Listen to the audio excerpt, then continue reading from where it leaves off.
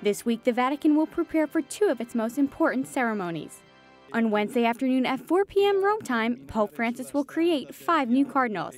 They come from El Salvador, Spain, Sweden, Laos, and Mali.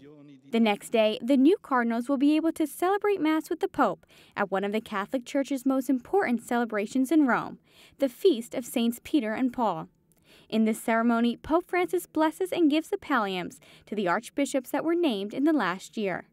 Apart from these events, Pope Francis will not miss his 2 public encounters with the pilgrims, Wednesday morning at the General Audience and Sunday at the Angelus. Nor will he miss his daily homilies at his residence at Casa Santa Marta. Saturday, July 1st, begins his summer vacation, during which he will suspend all public hearings and meetings except the Sunday Angelus.